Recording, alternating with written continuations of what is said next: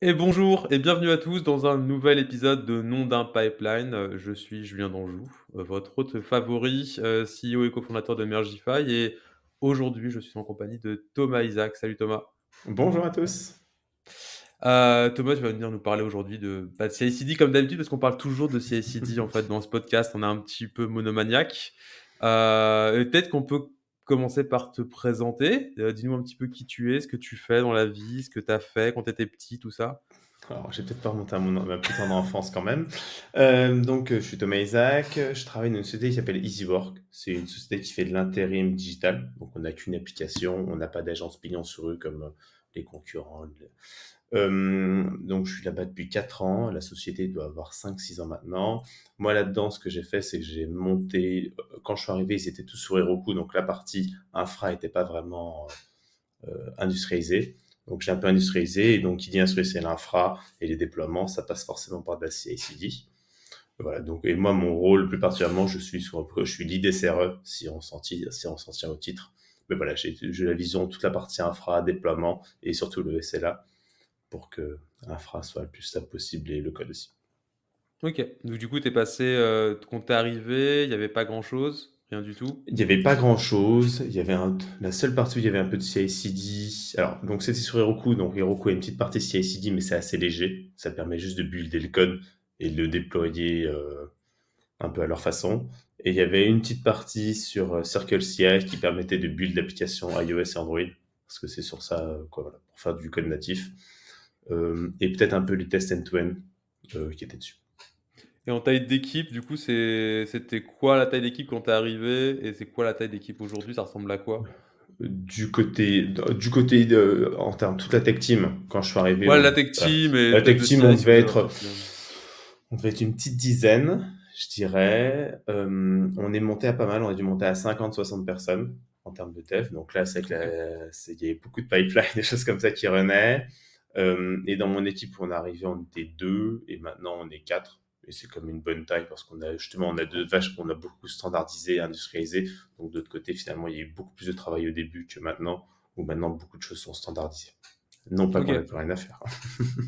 Ouais, non, j'imagine, bah, si vous avez une équipe, de cette taille-là, c'est tu toujours des trucs à faire et à maintenir et peut-être à builder encore. Vous avez du coup, sur, ces 4 dernières années, grosso modo, tu as tout construit, enfin, toi et ton équipe, tu étais pas tout seul, mais tu as tout construit en partant de zéro et vous avez encore des enfin, tu es content de là où vous en êtes aujourd'hui? Vous avez encore des gros sujets? Ou c'est quoi les next steps Je pour suis vous, content, on a des gros sujets. Donc, il y a, on va dire, et la partie infra, donc ce qu'on appelle avec du As-Code, donc nous on utilise Terraform, mais ça pourrait être n'importe quelle techno, OK. où on est passé par pas mal d'étapes. Donc au début, on était parti à fond dedans, où en fait tout est fait par la CI/CD. Après, on a eu des petits problèmes, que ce soit en termes de sécurité, parce que donc, notre fournisseur, c'est CircleCI. Ils ont eu un petit souci de sécurité il y a quelques temps, c'était en, je crois, décembre 2022, où en fait, ils se OK. sont fait leaker toutes leurs variables d'environnement, quoi, toutes nos variables d'environnement indirectement. Sauf que c'est vrai qu'à l'époque, pour se connecter à notre infra, donc pour ceux qui ont utilisé AWS, c'est un access key, un secret key, donc l'équivalent dans le login mot de passe. Du coup, tu avais tous tes secrets CircleCI, dont tes clés d'accès pour pouvoir déployer, si je comprends bien, qui sont partis dans la nature? Potentiellement. C'est là où Potentiellement. Circle est pas très, voilà, nous on n'a pas eu vraiment accès, mais voilà. En fait, c'est assez rigolo, c'est que c'est même pas Circle qui s'en est rendu compte, c'est qu'il y a une personne, je sais plus son prénom, qui avait mis et c'était assez intelligent de sa part, qui avait mis des access keys et de secret keys complètement faux sur Circle CI, il les met un peu de partout, qui étaient censés être utilisés par personne. Et à un moment, il a vu ses credentials avec des CloudTrail, donc le système d'audit sur AWS, il a vu ses credentials être utilisés. Donc c'est lui en fait qui a remonté, donc il a fait un blog post sur le support CircleCI, hein, c'est public, qui dit écoutez, vous n'avez pas un petit souci parce que j'ai des credentials qui sont censés ne pas être utilisés, que personne ne connaît, qui ne donnent accès à rien, mais qui ont été utilisés. Au début, Circle, après ça pourrait être Circle, ça pourrait être n'importe qui, c'est Oui. plutôt à charge contre eux. Voilà, ils sont très bien, on est toujours chez eux, donc une fois de plus, le but c'est pas viser ce fournisseur, on est très content d'eux, mais à ce moment-là, ils se sont dit non, non, mais ça va pas être chez nous. Au fur et à mesure, au bout de quelques jours, ils se sont rendus compte que c'était chez eux. Donc là, il y a un peu une communication de crise de leur côté sur, ils ont prévenu tous les clients d'attention, tous les secrets, toutes les variables d'environnement que vous avez c'était sur Circle, c'est le moment de faire rotate le plus vite possible. Voilà. Donc je pense qu'ils savent pas exactement qu'est-ce qui est parti ou pas, exactement, mais potentiellement, ça se trouve, il y a quelqu'un qui a pris un dump de leur DB sur cette partie, mais ça, j'en sais pas plus. Il y a pas plus d'infos sur ce qui s'est passé réellement. Après, ce que tu pointes, c'est quand même super intéressant. Je pense que c'est un côté qui est vachement, enfin, ignoré parfois de tout le côté sécurité des CI/CD.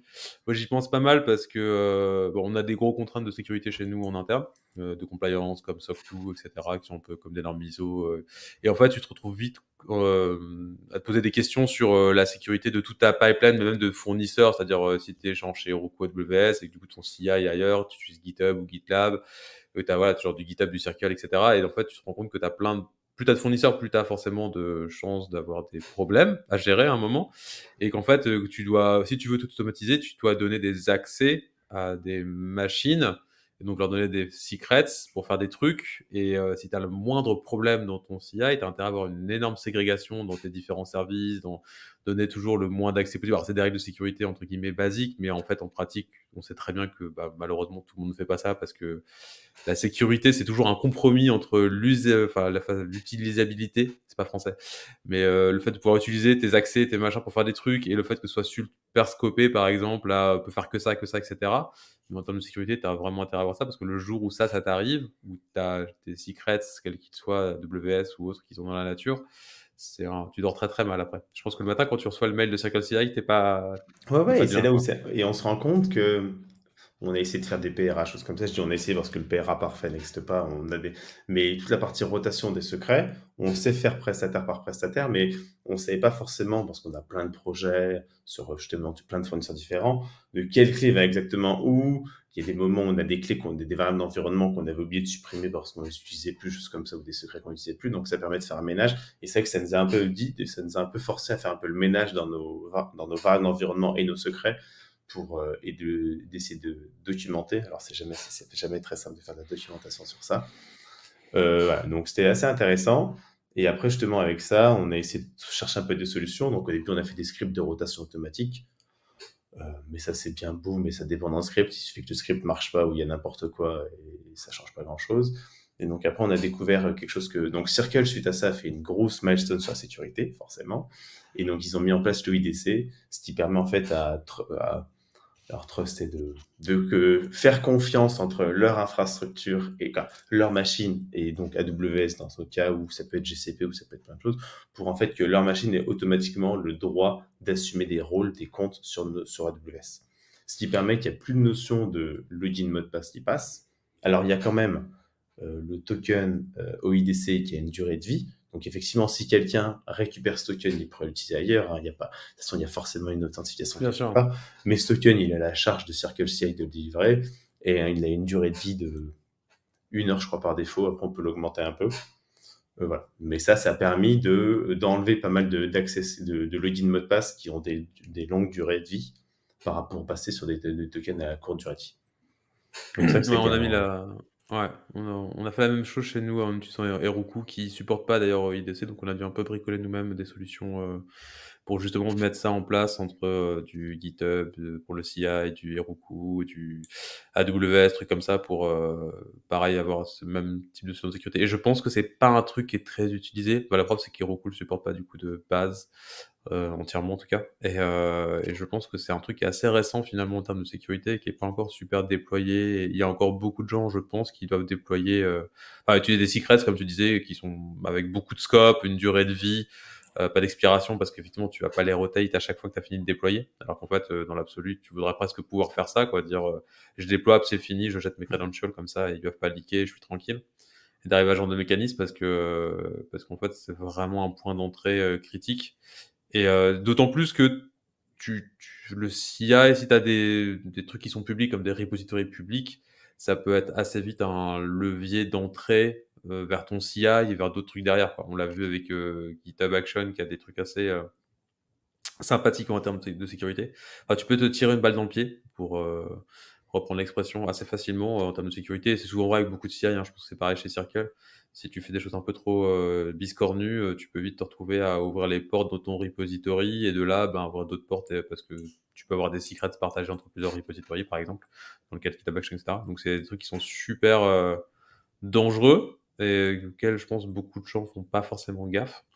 Donc c'est super cool d'avoir réussi à implémenter ça.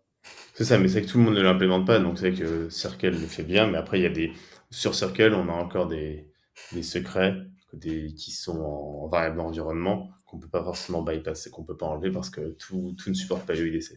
Mais ça serait bien que tout le monde s'y mette, ça Mais ça a l'air de prendre, mine de rien. Je suis pas un expert du sujet, mais j'ai l'impression que ça, depuis, quelque temps, c'est de plus en plus, il y en a qui sont en retard forcément, mais que ça devient vraiment un truc, d'avoir ce trust entre les différents fournisseurs que tu as, c'est quand même super facile, derrière pour toi de enfin ça va devenir un critère, je pense, de choix aussi pour les fournisseurs à terme, quoi. c'est ça. C'est sûr que Automatique. C'est forcément le cas. Du coup, ça, c'est fini pour vous, vous êtes presque tranquille maintenant? on est presque tranquille, mais comme je disais, tout n'est pas fait. Je ne dirai pas les différents fournisseurs qu'on on est pas en UIDC pour éviter de se tirer une balle dans le pied. Ouais, c'est Mais, ça. donc voilà. Mais c'est que cette partie-là, mais c'était très intéressant comme réflexion et en fait, aussi de voir quelles failles on avait. Pareil, sur CircleCI, il y a une fonctionnalité qui est super intéressante, c'est pouvoir se connecter en SSH à la VM en Ouais. question pour pouvoir débugger. Mais c'est vrai que quand tu te connectes à la VM, par contre, n'importe qui peut faire un print env et voir toutes les variables de l'environnement, récupérer potentiellement ce jeton OIDC, mais et toutes les autres.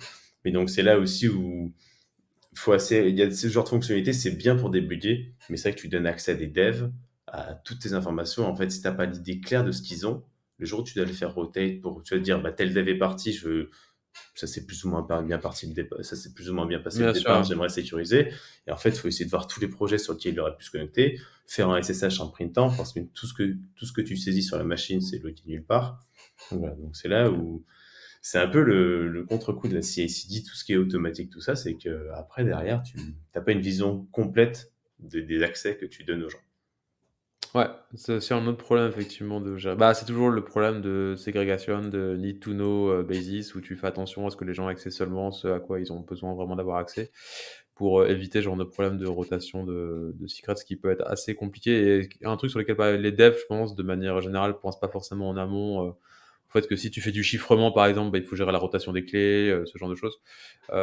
Tu dis: «Mais pourquoi?» Bah, justement pour ce genre d'incident, en fait, où le jour où tous tes secrets partent dans la nature et qu'il faut que tu fasses une rotation et malheureusement, tu as pas le temps souvent de te dire: «OK, bah, déjà, il faudrait qu'on code la feature, qu'on la teste» parce que quand tu reçois Mmh. le mail le matin de ton fournisseur qui te dit, «Alors salut, on a un problème» et surtout des fois enfin, tu as le mail 1 semaine, 2 semaines après les investigations, enfin le début d'eux, ils ont un doute et ça fait longtemps que les secrets en question sont déjà dans la nature et peut-être utilisés et ça te met encore plus, dans l'embarras, pour rester poli. C'est sûr. Mais bon, mais ça c'est cool que vous ayez déjà fait ce gros truc. Je pense que ça a dû pas mal vous occuper, mine de rien, en 2023 de Ouais, faire c'est tout des ça. occupé, surtout que c'est arrivé, je crois, le genre 23 décembre. Tu vois, juste pour les fêtes de Noël, où tu as ton petit rush de fêtes de Noël, où tu essaies de voir tout ce qui a pu lier ça. Oui, mais surtout, c'était très intéressant, justement. Ça, une grosse remise, j'aime bien, justement, une grosse remise en question, de dire, parce que ce qu'on a, on est assez content. De toute façon, on est souvent, en général, assez content de ce qu'on a. Mais ça permet, en fait, de voir les failles que tu as et justement d'essayer de les améliorer. Ouais, Justement, comme tu dis, en trouvant le bon ratio entre la sécurité, mais que ça soit quand même pratique pour les gens pour pas les empêcher de travailler non plus. Parce que si ouais. on est les seuls à pouvoir lancer les pipelines, ça n'a aucun intérêt. Ouais, bah, en fait, c'est toujours pareil, hein, c'est que si tu mets le goulet d'étranglement ailleurs juste pour les questions de sécurité, c'est un peu toujours le même truc. Si tu veux un truc super sécurisé, tu veux un serveur sécurisé, juste tu le connectes pas à internet, mais du coup, c'est pas très utilisable, mais c'est sécurisé. Du coup, il faut trouver le compromis et c'est là où je pense que les solutions comme OIDC sont un bon compromis. Du coup, ce chantier étant fini chez vous, qu'est-ce qui vous reste en fait, en chantier? Moins provoqué peut-être par les prestataires externes? Après, tu as toujours aussi un point sur la CI qui est un peu compliqué, c'est tout ce qui est la partie on-prem, tout ce qui est pas forcément accessible depuis l'extérieur. Donc, OK. ce qu'on on peut appeler ça les self-hosted ou les runners, quoi. Et c'est vrai que ça, c'est un point où pour le moment, on a essayé parce que Circle est une approche, mais comme beaucoup, où en fait, tu peux installer des machines sur ton infra, mais en fait, ils doivent tourner tout le temps, et en fait, de temps en temps, en fonction d'un certain tag, elles peuvent exécuter un job. Sauf qu'en fait, à l'inverse, t'as pas spécialement envie d'avoir une machine qui tourne tout le temps pour avoir de temps en temps un job à lancer. Par exemple, un exemple simple, pour Elasticsearch, si tu veux créer un user Elasticsearch as code, euh, c'est pas des API publics, donc, parce que notre principe, c'est que nos clusters, ils sont privés, hein.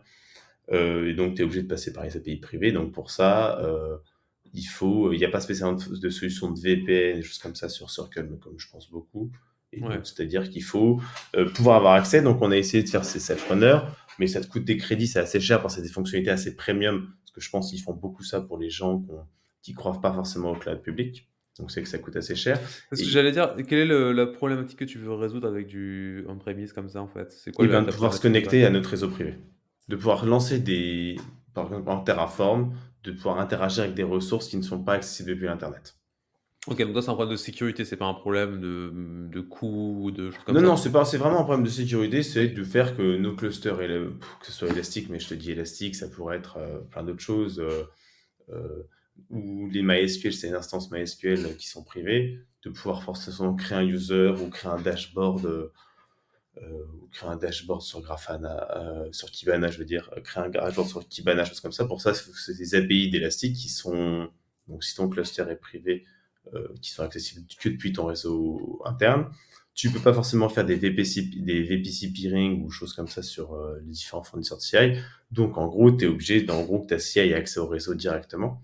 Donc, pour ça, la meilleure solution, c'est de faire tourner une machine dans ton infra.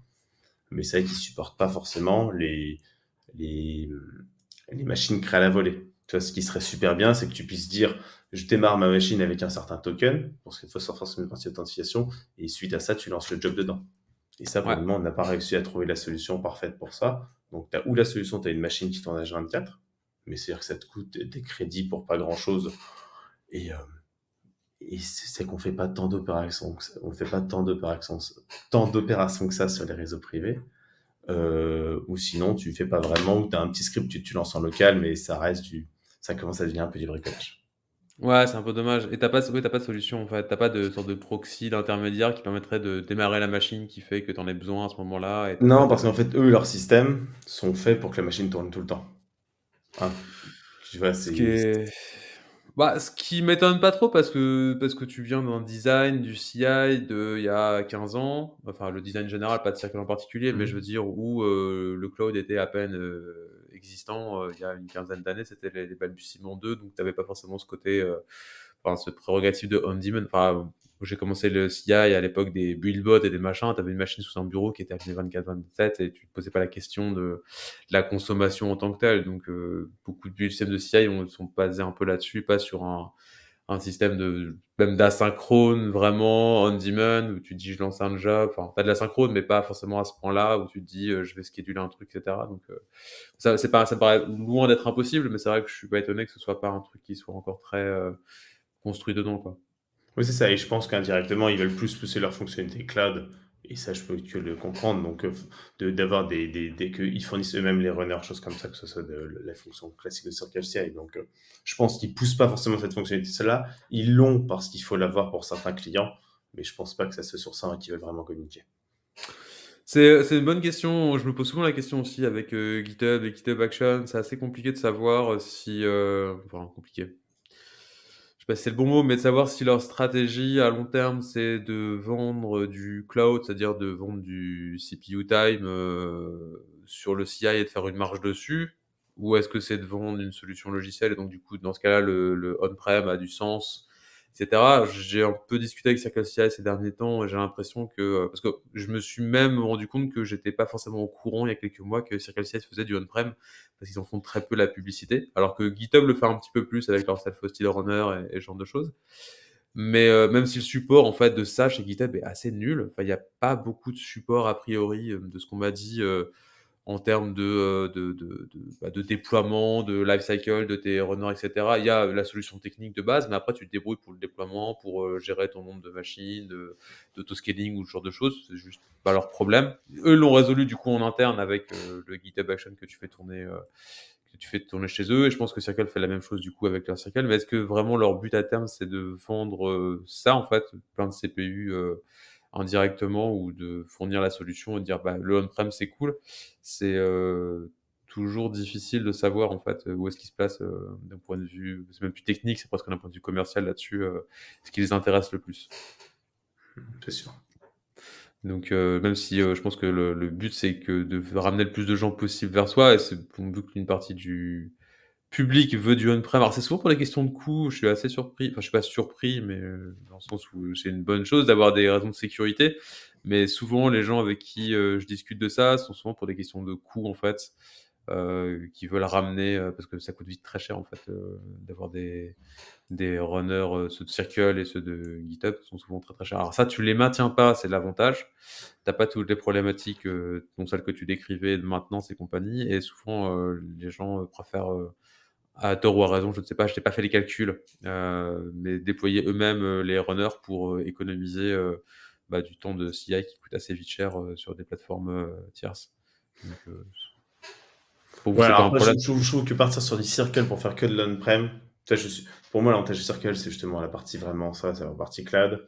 Faire que de l'on-prem, je suis pas sûr que ce soit la meilleure solution si tu veux faire que ça et soit par rapport sur la partie coût. Parce qu'effectivement, Circle, tu as toute la surcouche où justement ils gèrent ta partie contexte, ils gèrent l'OIDC, ils gèrent les machines, le spawn. Tu as un éventail de machines qui est assez large. Tu veux faire que du Docker, tu as des machines pour ça. Tu as des Mac, des M1, tu as l'architecture ARM sur Apple. Tu as plein de types de machines. Donc je suis pas vraiment sûr que si demain tu prends, si tu veux faire du on-prem, le Circle soit la bonne solution. Plutôt peut-être du GitLab CI pour ça, je pense que c'est peut-être plus adapté. Mais après, j'ai pas fait une grosse étude de marché. Parce que GitLab, ça Ouais, pourrait aider.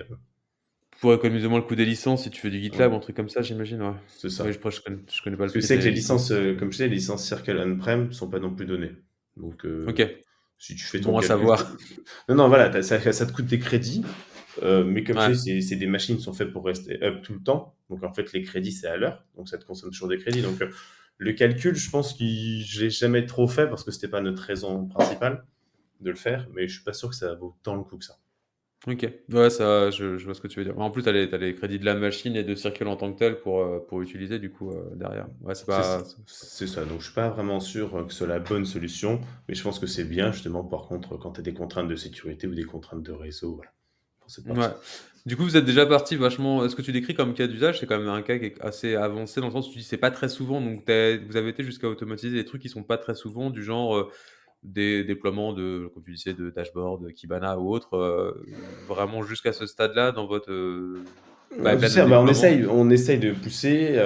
À l'époque, en fait, quand on a commencé, tout était public, on n'avait pas forcément de VPC, quoi. Tout ça, parce qu'on est passé du stade des Heroku. Après, on a essayé de stabiliser les différents systèmes de base de données qu'on utilise autour. Mais vu qu'Heroku, sur le plan qu'on avait, on n'avait pas d'IP privé, donc devait tout exposer sur Internet. Donc à ce moment-là, on a automatisé plein de choses. Parce que vu que les services étaient, donc Elastic par exemple, ce que je vois, étaient exposés directement sur Internet, donc à ce moment-là, on a créé tous les users que tous les users Elastic, on les faisait en Terraform, et tout ce qu'on devait faire sur Kibana, les index, les lifecycle policy, etc.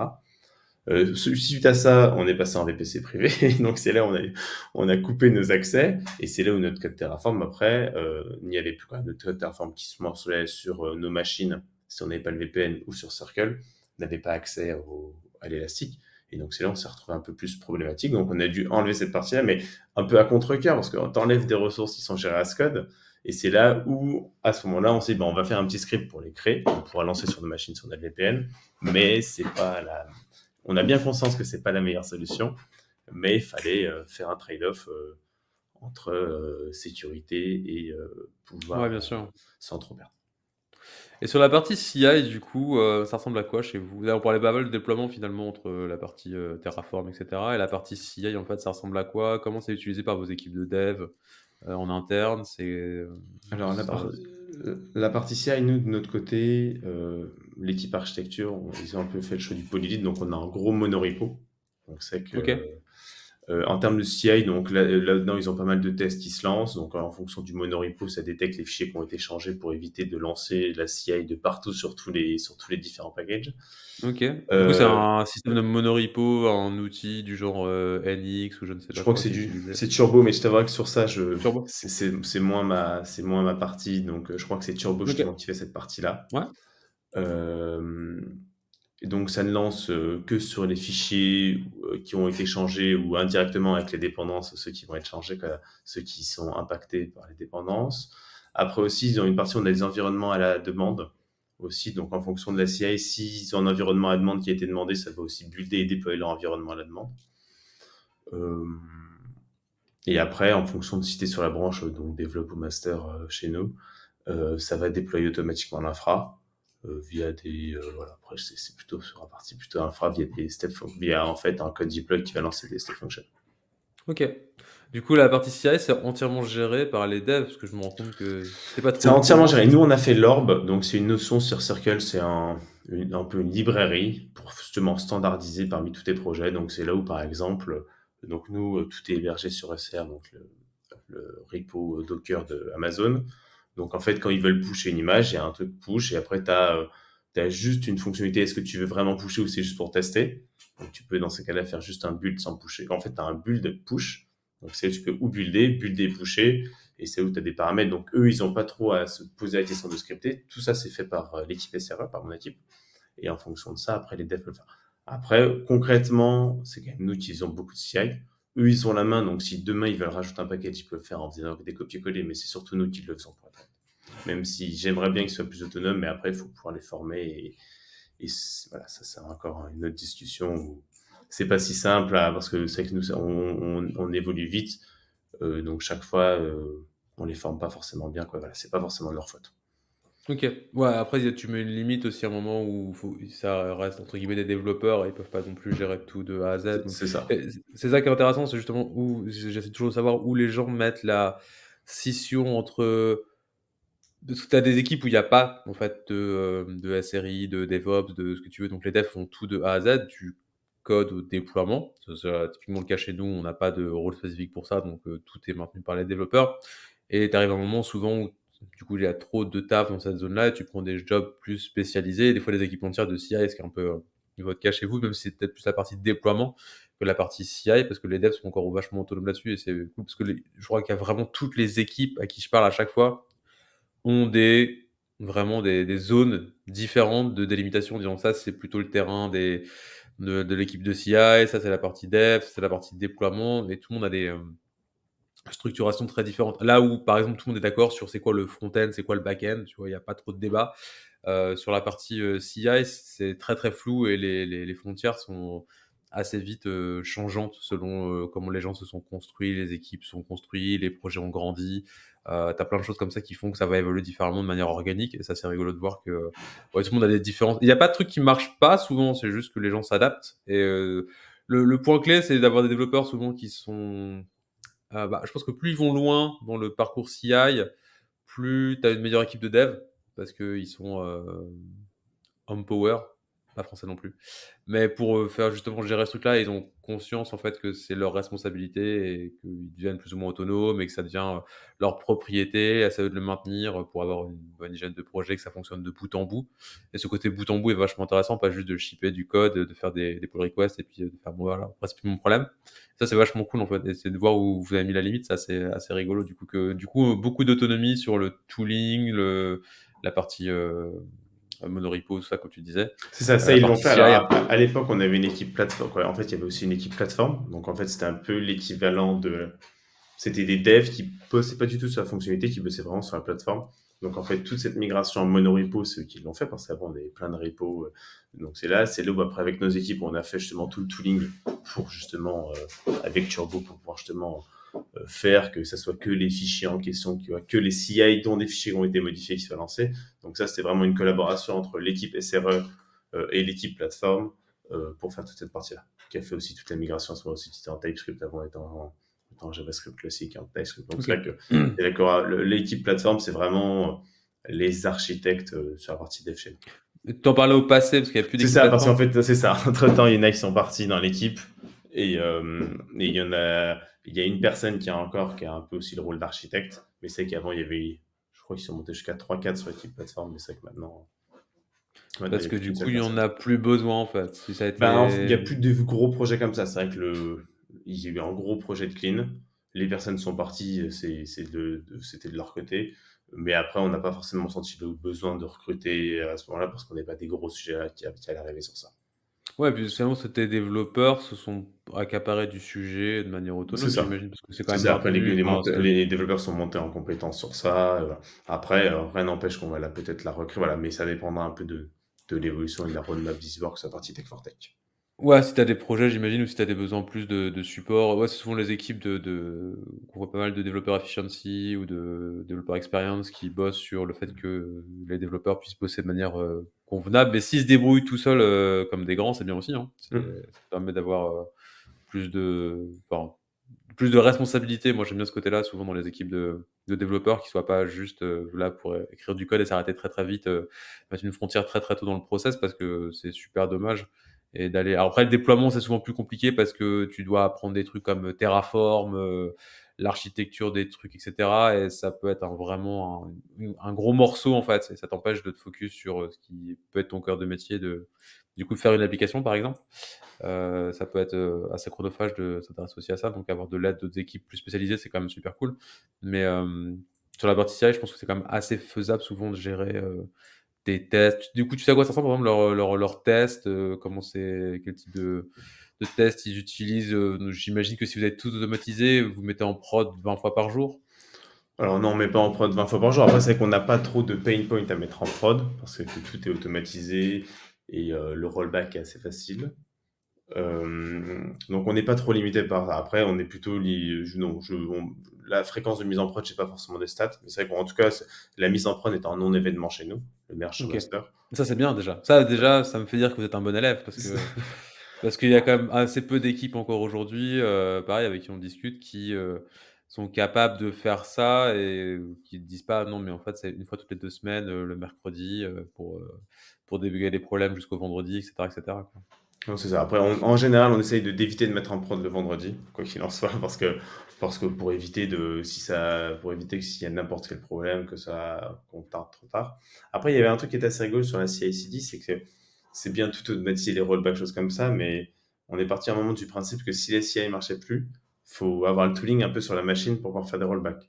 Et que ça soit aussi les devs. Par exemple, quand ils lancent un déploiement, donc actuellement, ils peuvent lancer le déploiement, tout se fait tout seul, mais supposons à un moment ils veulent rollback. Donc après, la vision rollback, c'est que tu pourrais te remettre sur ton commit précédent et relancer ta CI. C'est effectivement, ça pourrait marcher. Mais si à ce moment tu veux rollback, moi, je sais pas, Circle est en carafe, ou tu as n'importe quel problème avec un carafe. Et c'est assez rigolo, on a dû toute une phase où on a dû développer aussi les tools. Donc l'équivalent de l'orb sur Circle, on a dû la faire en CLI sur les machines. Donc on appelle ça la Easy CLI, la Easy CLI, notre original.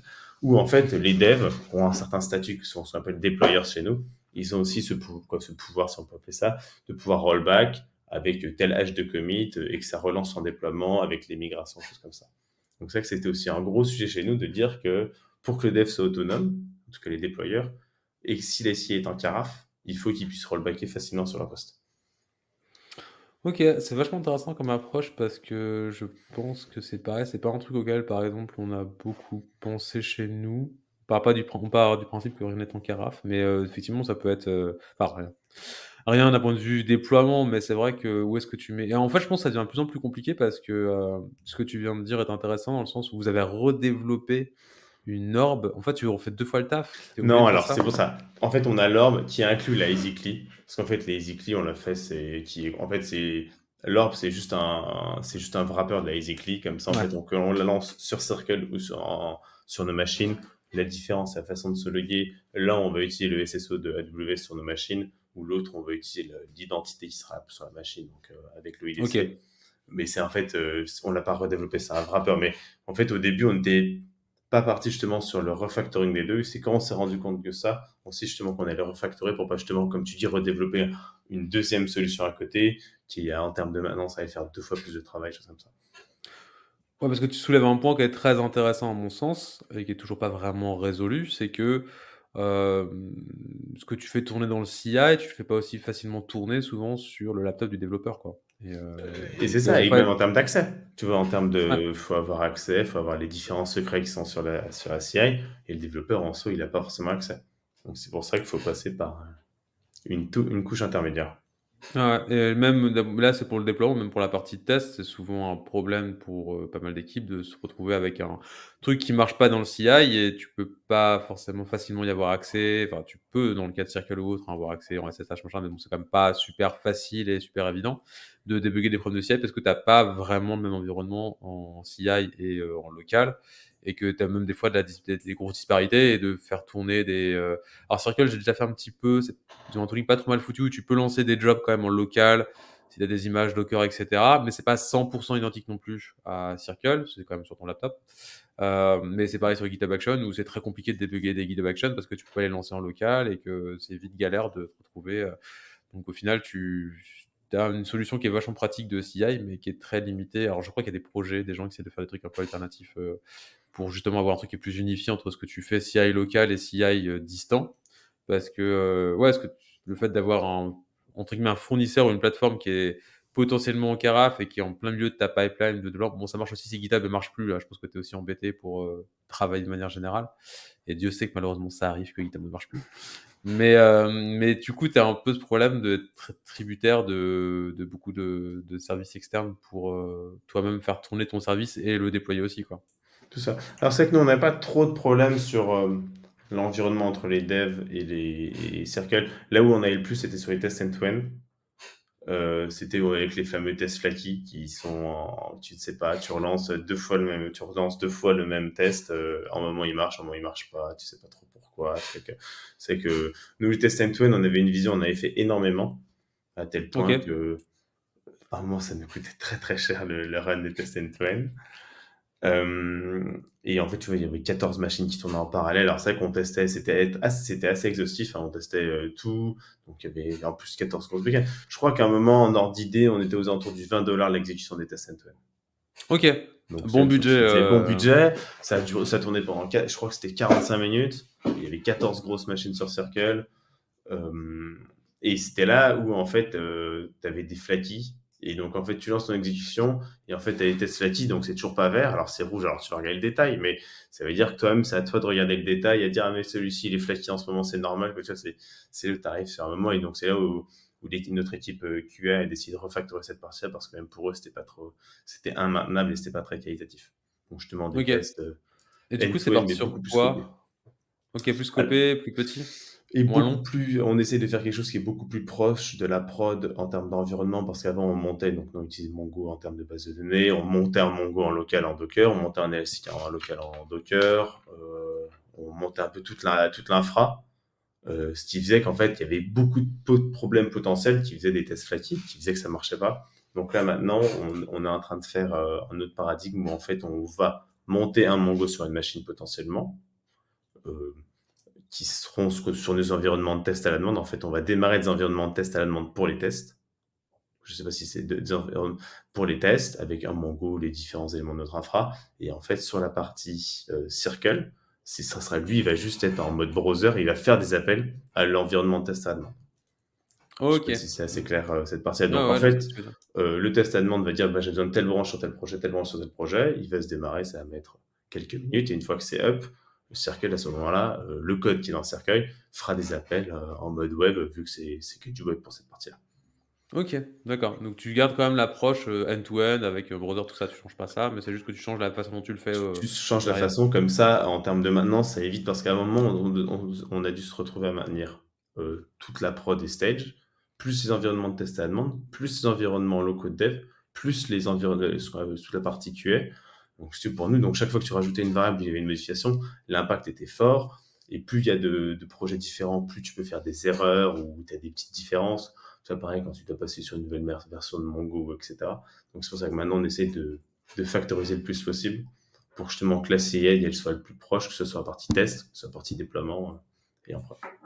Ok. Du coup, vous avez réduit les temps aussi des 45 minutes ou c'est kiff-kiff Alors pour le moment, justement, ce projet est encore en cours. Donc maintenant, en fait, ils sont en train de reprendre scope par scope pour pas, justement, parce qu'il y avait plein de choses qu'on testait qui étaient, lorsque nos équipes de dev, elles sont assez efficaces. Donc aussi, le produit a beaucoup évolué, c'est beaucoup simplifié. Donc aussi, justement, c'est un moment un peu de remettre à plat sur tous les scénarios qu'on testait et de voir si c'est un était pertinent. Parce que des scénarios, je pense qu'on testait qui n'étaient pas forcément pertinents, ou en tout cas qui l'étaient à l'époque, qui ne le sont plus maintenant. Ok, bah, c'est cool. Et ça, c'est l'équipe QA qui s'en occupe du coup. Vous C'est avez une ça, équipe c'est qui l'équipe est dédiée à QA. ça. C'est ça. Donc, c'est avec l'équipe QA à la base, c'est plutôt ce qu'on appelle des QA engineers. Donc, c'est pas forcément des gens qui sont très formés à l'infra, Docker, choses comme ça. Donc, c'est là où, un peu comme à l'époque avec l'équipe plateforme où on a fait cette migration en monorepo, on essaye de les aider, donc avec des points réguliers où on leur fait un peu un boilerplate de comment ça fonctionnerait. On laisse un peu travailler. Voilà. On essaie de travailler avec eux. On n'essaie pas de tout faire pour eux, parce que le but, c'est qu'ils montent en autonomie. Mais non plus, on n'essaye pas de leur dire, vous faites tout, parce que à la fois, vous faites tout, ça va un peu les démotiver, on sait que ça peut être un gros projet. Et à la fois, on a un peu envie d'avoir un certain guideline de là où on voudrait qu'ils aillent en termes d'infra et en termes ouais, en infra, cette partie-là. Donc, justement, c'est OK, ouais, donc vraiment en collaboration, on fait ça.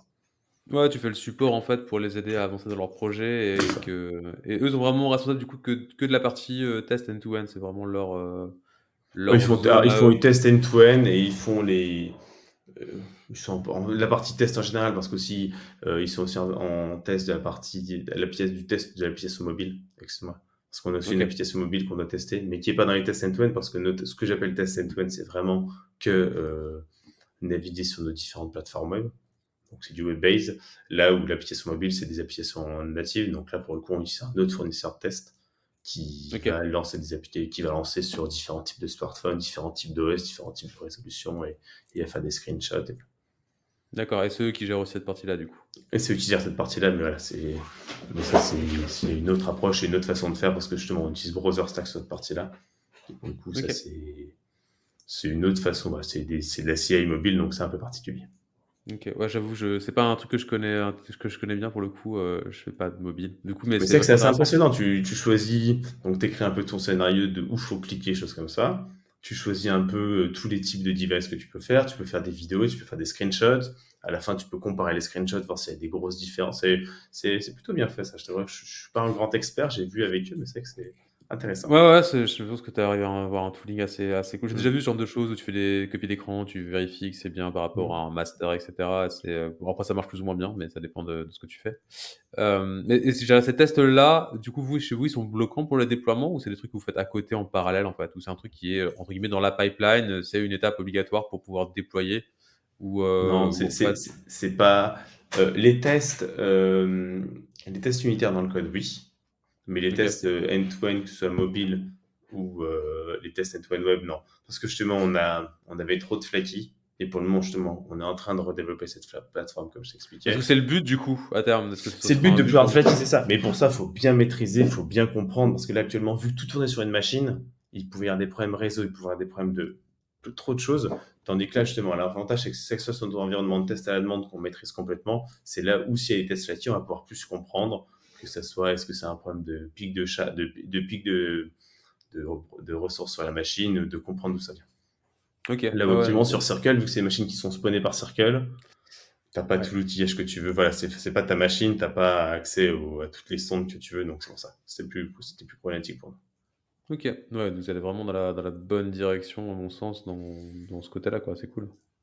Ouais, c'est sûr que c'est quand on essaye en tout cas, mais Bah, en tout cas, c'est des beaux projets que vous avez accomplis, je trouve, jusqu'à présent et vous avez des bons projets sur la roadmap qui vont vraiment dans une utilisation assez avancée, une automatisation complète, et des tests même, tu vois, fonctionnels, tout ça, ce qui est pas le cas de toutes les équipes et de déploiement donc je pense que c'est pas loin de l'état de l'art, hein, presque, j'ai envie de dire, sans vouloir non ouais, plus trop après jeter des fleurs, mais il y a toujours il y a toujours des problèmes, mais c'est que c'est bien. Les équipes, nos équipes, parce que ça, que ce soit mon équipe, l'équipe BQ, l'équipe de dev et tout, elles sont très performantes, elles sont très bien. Rien à dire non, dessus. c'est top, ouais, bon truc. Donc je pense que vous pouvez être fiers de ce que vous avez fait parce que ça ressemble vraiment à un beau déploiement de CI/CD, de bout en bout, comme on n'en voit pas assez souvent à mon sens, donc vraiment top. Dernière question, pour toi Thomas. Est-ce qu'il y a un sujet qu'on n'a pas abordé mais qu'on devrait absolument aborder? Ah, bonne question. Non, justement, je m'étais dit justement, j'étais sur sa partie EasyCli justement aborder justement la partie quand la scie est cassée, CI/CD. Mais là, Ouais. j'ai pas trop de là comme ça, j'ai pas trop. Après, il y a toujours la partie budget. On n'a pas trop parlé de la partie budget des CI, mais c'est vrai que c'est toujours un truc où tu peux un peu améliorer. Donne-moi ton chiffre alors, quel est le budget? Tu es Non, c'est content de pas le ton chiffre, budget c'est que nous, on a CI? eu une phase où justement, on a très vite grossi en termes de dev. À l'époque, euh, voilà, le budget d'un moment de CI il est explosé. En plus, entre-temps, Circle, mais comme tous, ils font des petits ajustements parce qu'au début, sur Circle, tu ne payais que le CPU. Tu payais pas ni Ouais. le storage, ni le network, ni le Docker layer caching, donc toutes les parties, les couches que tu peux cacher dans le Docker. Ce qui faisait que tu payais le compute, c'était super. À un moment, ils ont fait, je pense, justement, ils se sont rendu compte que ça leur coûtait trop cher. Ils ont dit, bah, on va commencer à faire payer ça. Et donc, ils nous ont fait une estimation. Je crois que notre budget, il faisait x2 ou x3 sur la CI. Donc, on était là. Et c'est que vu on est quand même pas mal de développeurs, notre budget CI est assez conséquent, hein, quoi. Par développeur, il est raisonnable, mais vu qu'on avait pas mal. Ouais, bien Et sûr. c'est là où après, tu as pas mal d'optimisation. Après, ils te guident, hein, et c'est les premiers, ils veulent pas non plus, ils te mettent pas le couteau sous la gorge en mode faut signer à ce prix-là. Ils te guident, mais c'est vrai que tu as pas mal d'optimisation. La CI, comme tu dis, Circle, ça peut être assez cher, ou tous, hein, chez Circle, mais Oui, je oui, bien pense sûr. qu'après, faut aussi bien comprendre l'intérêt du SaaS, choses comme ça, justement pour bien optimiser. Parce que c'est vrai que, par exemple, le Docker caching, en fonction de, si ton image elle est très rapide à builder, ça sert à rien d'utiliser. Et en fait, vu que tu es sur des machines qui sont sur le backbone d'Internet, ça télécharge très vite. Par contre, à l'inverse, si ton image est très longue à builder et ça te coûte plus cher en CPU et en network et en stockage, dans ce cas, ça vaut pas le coup. Non, justement, je pense que justement, pour en venir sur la partie budget, je pense que c'est effectivement tous ces environnements de CIT sont chers, mais après, tu peux très bien optimiser. Typiquement, j'étais en train de parler de la partie caching. Si ton image, elle est très rapide à être buildée, c'est vrai que ça sert à rien de payer forcément du Docker Layer Caching chez Circle ou chez d'autres. Parce que l'avantage, c'est que c'était quand même sur des machines qui ont des connexions Internet incroyables ou avec des computes qui sont quand même des processeurs qui sont plutôt sympas. Donc c'est là où je pense que tu peux pas mal optimiser ta CI pour qu'elle te revienne par développeur pas trop cher, parce que finalement ce qui est important c'est le coût par développeur, parce que si tu reprends l'aspect global pour toute une boîte c'est pas très important. Ce qu'il faut c'est que le coût par développeur soit intéressant, parce que c'est que maintenir des machines chez toi en on-prem, faut l'amortir, faut l'entretenir, faut la sécuriser, parce que c'est pareil, ces machines-là, comme on disait tout à l'heure, c'est qu'elles ont des accès assez forts, donc c'est à toi de les sécuriser, il faut que tu aies des connexions, quoi, de connexions Internet, toute cette partie-là. Donc c'est pour ça que je pense que la partie prise sur la CI, c'est important, mais tu peux aussi facilement l'optimiser, et justement pour pouvoir profiter des bons côtés du SaaS, avec des bonnes connexions Internet et toute cette partie-là. Donc c'était, Et voilà, pour conclure. vous mettez un budget du coup, cible, un truc comme ça? Ou juste vous monitorez le budget existant On et monitor le budget, on voit qu'un peu quand il y a des déviations, parce que c'est que de temps en temps, les devs, ils activent des options, ils font des choses, donc de temps en temps, il y a des choses qui apparaissent. Après, on peut voir avec eux, parce que tout n'est pas, tout, voilà, il y a des choses qui font, qui sont très légitimes, et après, on peut voir avec eux, justement, parce que souvent, quand tu as un indicateur qui monte, il y en a un qui baisse, parce que justement, ils l'ont fait pour des raisons. Typiquement, le Docker Layer Caching, quand on l'a activé, on a descendu le compute, ça a énormément descendu le compute du build. OK. Donc, c'est pour ça que c'est. Et dans ce cas, après, tu peux regarder sur les crédits, le coût du Docker Layer Caching et des crédits compute, et tu peux voir si ça vaut vraiment le coup. Ou si c'est pas forcément le coup, en tout cas, est-ce qu'en termes d'expérience de dev, c'est beaucoup plus agréable. Parce que là, les CI, le terme de build, je sais plus les chiffres en tête, mais on a dû passer de 5 minutes à build de l'image à 20 secondes. Donc, c'est que pour eux, c'est Ça beaucoup plus change. agréable. Donc, même si ça coûte peut-être un peu plus cher à la fin, pour que tes devs, en fait, le temps qu'ils aillent sur l'interface, l'image est déjà buildée. Ouais, la feedback loop de tes devs est quand même super importante, C'est en ça. termes de délai et tout, donc faut Donc qu'ils puissent c'est bosser, pas boire des cafés pendant que ça build, quoi. c'est ça, donc je trouve qu'il y a un vrai intérêt sur tous ces outils SaaS de CI, parce que c'est vrai que même si c'est cher, tu as des gros avantages sur cette partie-là. Donc faut pas forcément voir que le prix en négatif, justement, t'en parlais un peu tout à l'heure, il y a pas mal de gens qui veulent passer à l'on-prem pour des questions financières. Certes, l'on-prem coûte forcément moins cher, mais après, si c'est pour que ça soit lent ou si c'est pour que tu aies beaucoup plus d'outage parce que les équipes Ops, elles sont pas là ou il y a un problème. Ouais, ça coûte moins cher si tu factorises pas le temps des gens que tu mets à le maintenir et cetera. C'est toujours pareil, il faut faire le calcul aussi par rapport à ça. C'est combien tu valorises le temps de tes équipes et le entre guillemets «le défocus potentiel» de faire ça, à côté, quoi, donc Et c'est ça, et après, tu as des prix publics. Circle, ils ont des prix publics par crédit, je sais plus. Et après, quand tu commences à consommer, quand tu leur donnes un peu une vision sur ton développement, choses comme ça, c'est là où tu peux avoir des discounts un peu sympas. OK. Non, c'est bon à savoir aussi. Mm. Petit truc et astuce pour payer moins cher votre CI. Une dernière question, c'est quoi votre pain point numéro un aujourd'hui en termes de CI/CD? Le problème que vous n'avez pas encore résolu et ou que vous savez peut-être pas résoudre ou que vous aimeriez bien avoir résolu, est-ce que tu saurais ce que c'est? Le pain point, Un truc qui t'embête tous les jours, tu dis: «Ah, c'est vraiment relou ce truc-là». Toi ou tes équipes ou les oh équipes de oui, dev, hein. Tout va bien? non, tout va pas bien, mais justement, moi je pense qu'on en revient un peu au sujet justement que j'ai assez vite abordé parce que c'était ça, c'est toute cette partie, on va dire, sécurité, les variables d'environnement, tout ça, où ça reste quand même très artisanal de définir une variable d'environnement quelque part. En plus, une fois que tu as défini, tu peux plus revoir sa valeur, donc tu sais pas Ouais. vraiment ce qu'elle vaut. En fait, je pense que c'est surtout cette partie-là, donc ce qui fait que la seule façon de voir la valeur, c'est que tu te connectes sur la voilà, tu te connectes sur la machine à SSH et que tu fasses un print en et que tu regardes la valeur. Toute cette partie-là, je trouve que ça manque, d'une sorte de framework où tu vas plugger avec des solutions externes type, Vault de HashiCorp ou de Secret Manager d'AWS où tu pourrais dire: «Mais en gros, tu viens taper sur ce Vault-là avec cette clé-là et tu importes tout», tu vois? Ça manque un peu de ça et ils essayent de faire un peu cette couche, la partie, que ce soit les circles, les GitHub, mais tout le monde pareil avec les secrets. En fait, ils Ouais. devraient limite dire: «Bah, si tu peux utiliser ça», parce que c'est vrai que c'est simple au début, l'avantage c'est qu'en 2 clics, tu peux le mettre, mais si tu as des systèmes qui sont en place, Secret Manager, Vault ou autre, tu pourrais directement les plugger en settant les bonnes permissions. Et dans ce cas, toute cette partie-là pourrait se désactiver de l'interface et tu relèguerais toute cette partie-là à des systèmes qui sont faits pour ça et qui sont. Intéressant. Je pense que c'est ça. Après, OK. peut-être que quand les équipes écouteront mon podcast, ils m'auront dit, mais fallait parler de ça, et voilà, mais ça, voilà, parce que OK, parfait. top. Ben merci beaucoup, Thomas pour, cet entretien. C'était cool. J'ai appris beaucoup de choses sur, comment faire un joli CI de A à Z et comment vous avez construit ça ces dernières années, donc c'est top. Merci à toi. Bah, merci beaucoup, Julien, pour ce podcast.